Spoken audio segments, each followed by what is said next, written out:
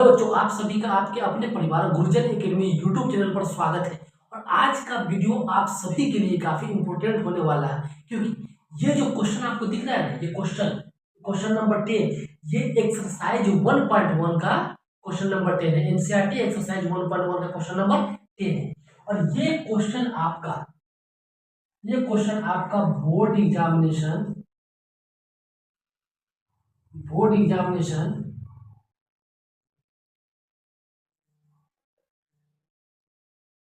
ठीक है, किसी भी बोर्ड एग्जामिनेशन हो, कोई भी बोर्ड एग्जामिनेशन हो, चाहे बिहार बोर्ड हो, चाहे यूपी बोर्ड हो, चाहे झारखंड बोर्ड हो, किसी भी बोर्ड एग्जामिनेशन में या सीबीएसई बोर्ड में ये क्वेश्चन आपका आता ही आता है। ठीक है, ये क्वेश्चन आपका आता ही आता है। तो इस क्वेश्चन के पीछे काफी लॉजिक छुपा हुआ है। सबसे पहले हर एक लॉजिक और कंसेप्ट के ऊपर बात करेंगे, इसके बाद इसका सोल्यूशन हम लोग देखेंगे। ठीक है, एक इसका कॉन्सेप्ट हम लोग बात करते हैं।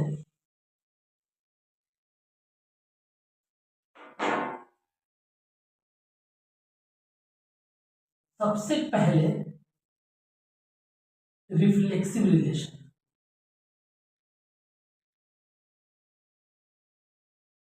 रिफ्लेक्सिव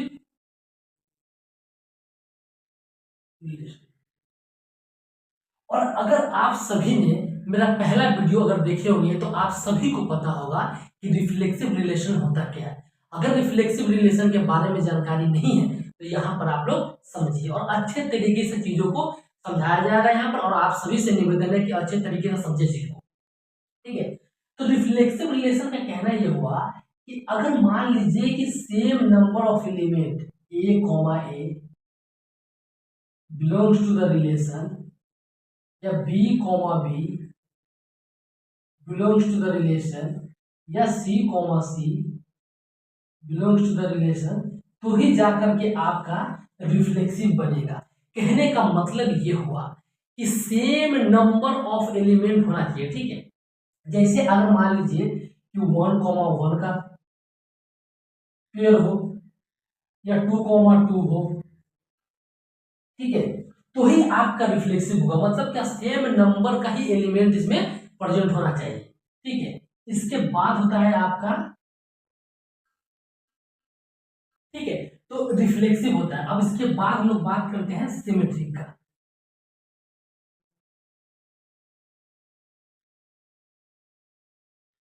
सिमेट्रिक, ठीक है, तो सिमेट्रिक बोलता है कि अगर मान लीजिए कि A comma B belongs to the relation, तो इसका रिवर्स भी बिलोंग्स होना चाहिए रिलेशन से। तो B, A also belongs to the relation। ये होता है आपका सिमेट्री। मतलब अगर कोई एक नंबर, कोई एक एलिमेंट, दो एलिमेंट अगर मान लीजिए कि A, B belongs to the symmetric relation से बिलोंग होगा, तो उसका रिवर्स B, A भी आपको रिलेशन में प्रेजेंट होना पड़ेगा। ठीक है, ये होता है सिमेट्री। इसके बाद हम लोग बात करते हैं ट्रांजिटिव। ठीक है, ट्रांजिटिव, तो ट्रांजिटिव में बोलता है कि अगर मान लीजिए कि A, B belongs to the R, और B, C belongs to the R। अब यहां पर समझिएगा कि ये B जो है ना कॉमन होना चाहिए। ठीक है, बचा क्या, A, C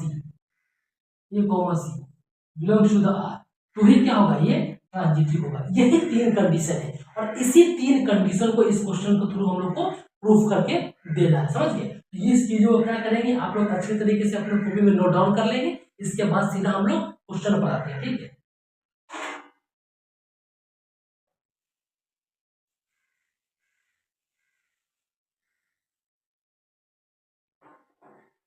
और क्वेश्चन बोला क्या, give an example which is. अब देखिए एग्जाम्पल देना है, और ये 5 क्वेश्चन है। क्वेश्चन नंबर फर्स्ट बोला है कि symmetric but neither reflexive not transitive. मतलब क्या बोला कि सिमेट्रिक तो होना चाहिए, सिमेट्रिक तो होना चाहिए,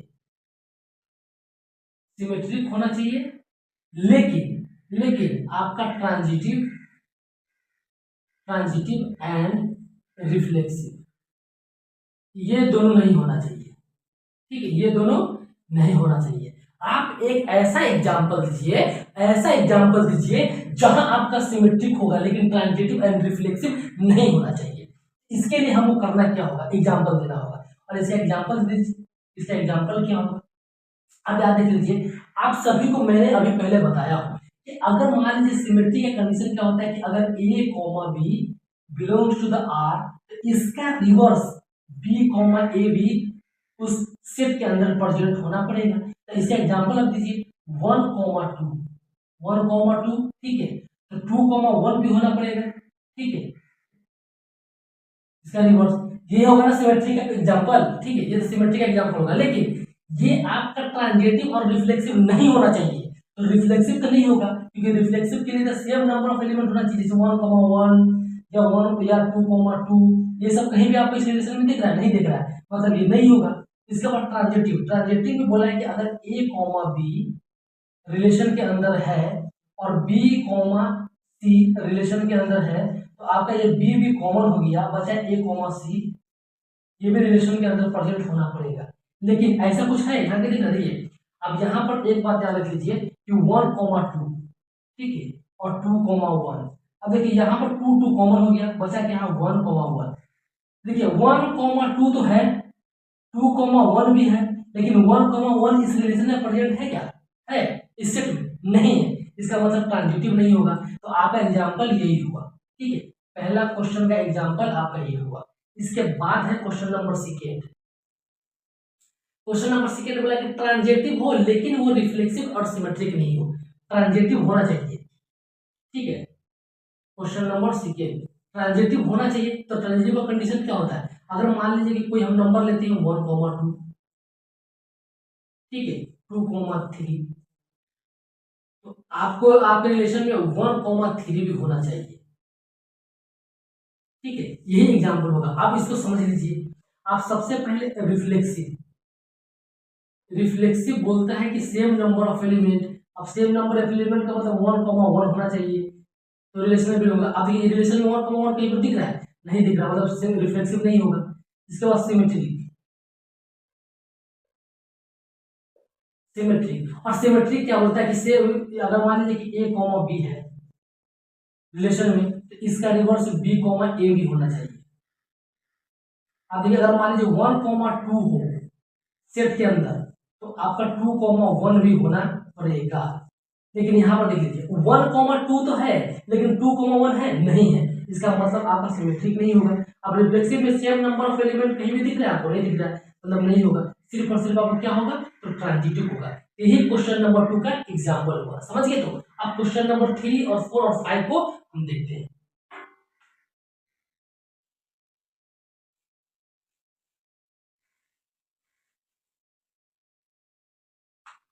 क्वेश्चन नंबर 3, क्वेश्चन नंबर 3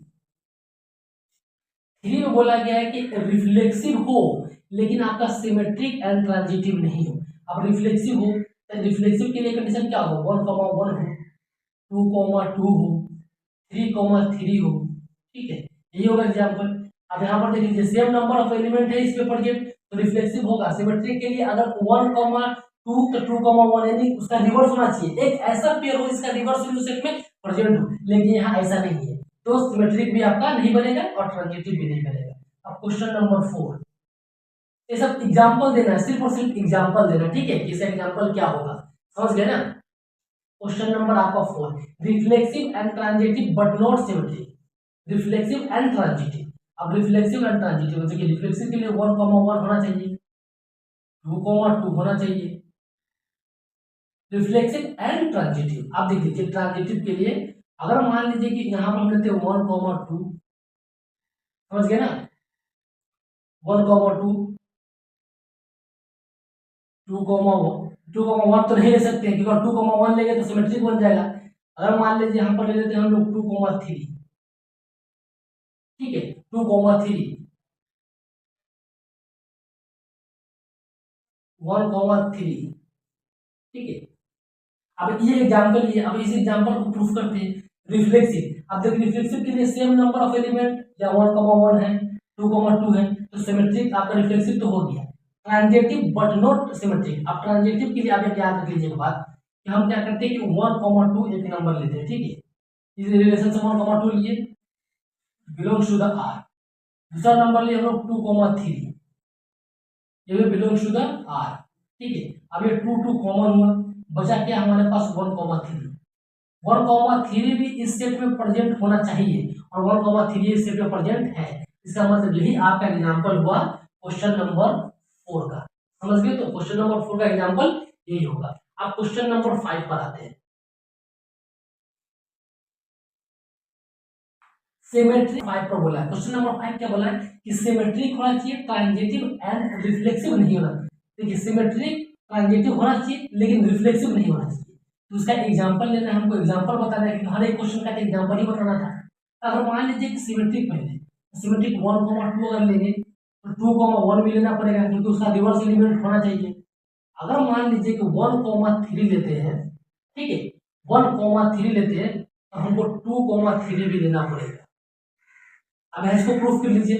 अब देखिए रिफ्लेक्सिव में सिमेट्रिक में क्या होता है कि अगर मान लीजिए 1,2 रिलेशन के अंदर अगर है तो इसका रिवर्स 2,1 भी रिलेशन के अंदर होना चाहिए। जो है 1,2 है 2,1 है, मतलब क्या होगा ये सिमेट्रिक तो बनेगा। अब ट्रांजिटिव में देख लीजिए, अगर ट्रांजिटिव में हम 2,1 अगर रिलेशन के अंदर प्रेजेंट है और 1,3 रिलेशन के अंदर प्रेजेंट है, ये 1 कॉमन हो गया, हमारे पास बचा 2,3 भी इस रिलेशन के अंदर प्रेजेंट होना पड़ेगा। 2,3 है, मतलब आपका यही एग्जांपल हो। ठीक है, तो ये क्वेश्चन में इसी तरह से एग्जांपल देना था। तो आई होप आप लोगों को समझ में अच्छे तरीके से आया होगा। तो इसी तरीके से आप लोग क्या कीजिए, हर एक क्वेश्चन पर अटेम्प्ट कीजिए और इससे आने वाले वीडियो और बेहतरीन क्वेश्चन आप लोगों के सामने लेकर के आएंगे। इसी तरह से वीडियो को देखते रहिए, दोस्तों को शेयर करते रहिए और अपने माँ बाप का नाम रोशन कीजिए। Thank you so much. जय हिंद।